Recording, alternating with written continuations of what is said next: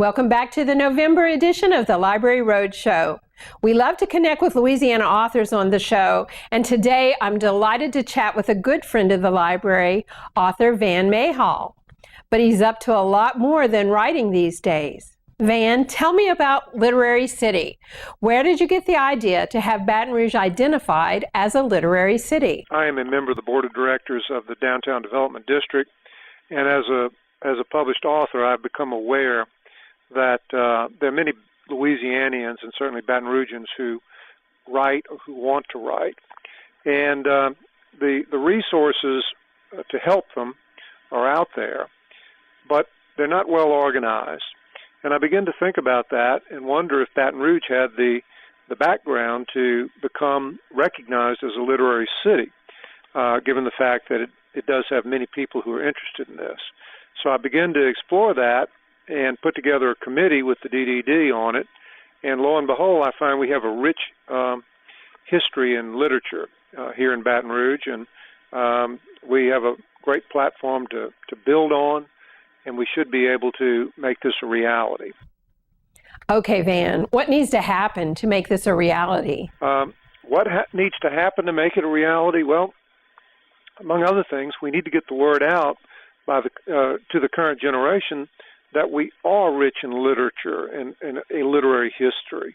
This really all starts during the Long era, back in the late 20s and 30s, and his beefing up of LSU.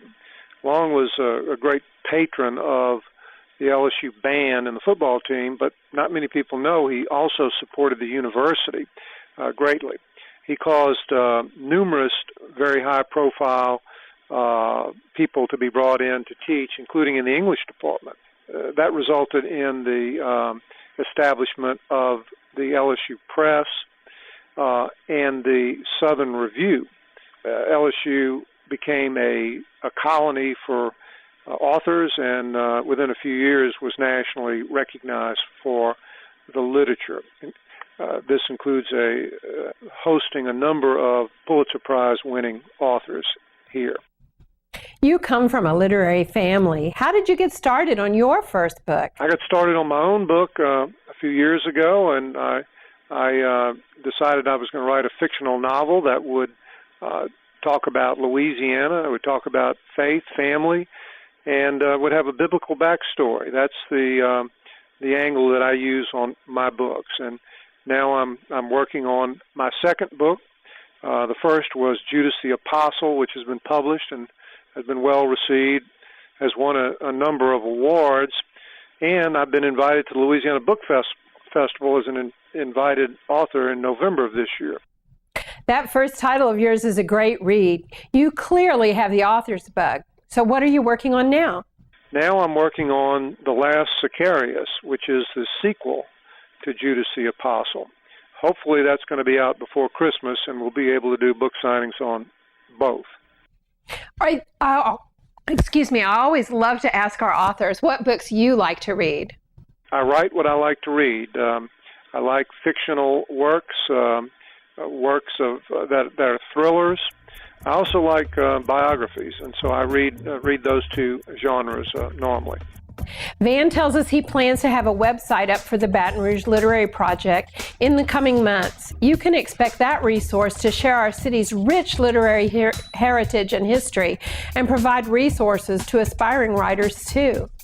And if you want to read Van's book, The Judas Apostle, pick up a copy at your local East Baton Rouge Parish Library. Hello out there in TV land. Today we have a craft that you can be thankful for, a Thanksgiving wreath. I'm thankful for you. Oh, that just warms my heart. I love you. It's beautiful. For this craft today, you will need a paper plate, earth tone construction paper. I believe that means oranges, yellows, and browns.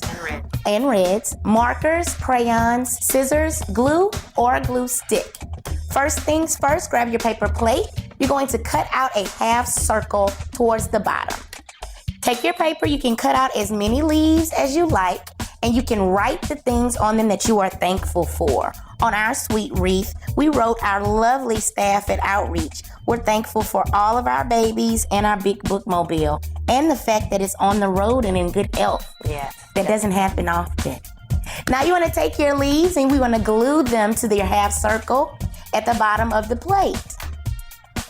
Oh, are you thankful for me? I am.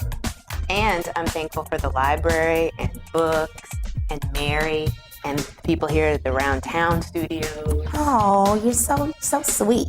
Take your leaves after you've written, glue them on, fill up your plate with happiness and light and love. And this craft ends happily ever after. Thanks for sharing that Thanksgiving project, ladies. Pretty much any family member should be able to handle this one. And coming up after the break, a spotlight on just a few of the events on the library's community calendar.